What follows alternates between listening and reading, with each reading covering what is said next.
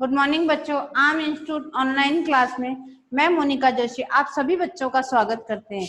जैसा कि हम कक्षा 10 के विद्यार्थियों के लिए देव कवि पढ़ रहे थे, देव कवि के पद पढ़ रहे थे। देव कवि जो हैं उन्होंने कृष्ण के पहले दोहे में पहले जो पद है उसमें तो रूप सौंदर्य का वर्णन किया है। आगे के जो कर्म में इस दोहे में उन्होंने गोपियों की जो प्रेम रूपी व्यंजना है, जो अभिव्यक्ति है, उसको इसमें व्यक्त किया है।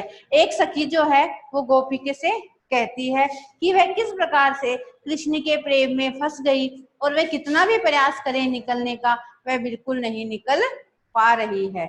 आगे के कर्म में देखिए, धार में धाये फंसी निर्धार हवे, जाए फंसी उकसी न उबरी।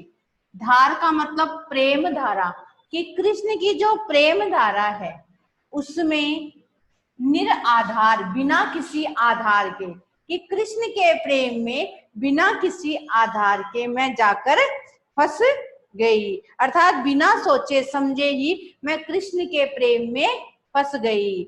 उकसी न उबरी, उकसी न उबरी, उकसी शब्द का अर्थ होता है निकली और उबरी शब्द का अर्थ होता है इतना प्रयास करने पर भी, निकाले जाने पर भी मैं नहीं निकली।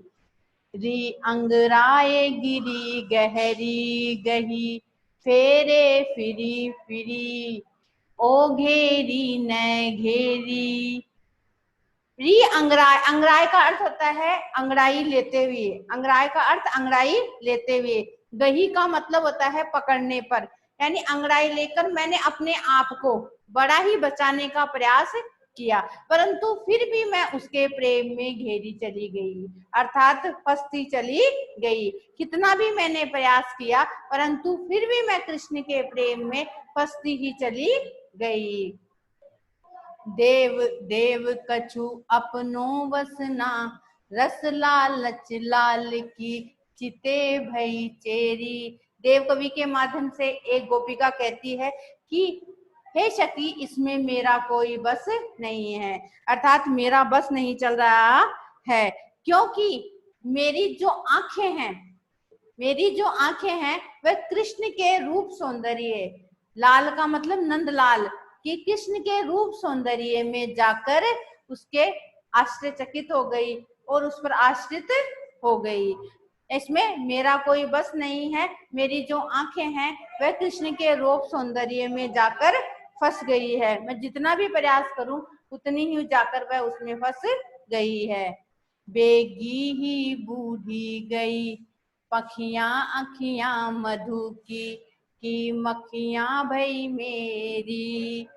कि जैसे जैसे जिस प्रकार से एक जो मक्खी होती है शहद की, जिस प्रकार से एक मक्खी जो है वो शहद में डूब जाती है तो वह जितना भी प्रयास करे वह उससे निकल नहीं पाती है, उसी प्रकार से मैं भी, मेरी जो आंखें हैं वो कृष्ण रूपी शहद में डूब चुकी है और मैं जितना प्रयास करना चाहूं मैं उतना ही उसमें से डूबती चली जा रही हूँ, अर्थात निकलने पर भी मैं उसमें निकल नहीं पा रही हूँ। जिस प्रकार से एक मक्खी शहद में फंस जाने पर निकलने में असमर्थ होती है, उसी प्रकार से मैं भी कृष्ण रूप सौंदर्य रूपी शहद में जा फंसी हूँ, तो मैं जितना भी प्रयास करूं मैं उससे उभरी नहीं रही हूँ, अर्थात निकल नहीं पा रही हूँ।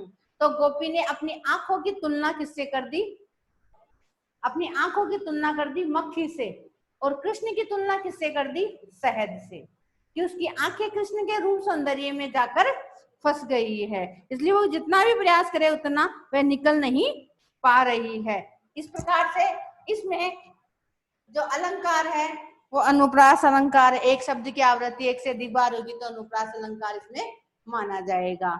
इसी प्रकार से यहाँ पर गोपी है वो अपने प्रेम का वर्णन करने जा रही है। ओके बच्चों, आगे के कर्म में और देव कवि के जो पद हैं उनको हम पढ़ेंगे।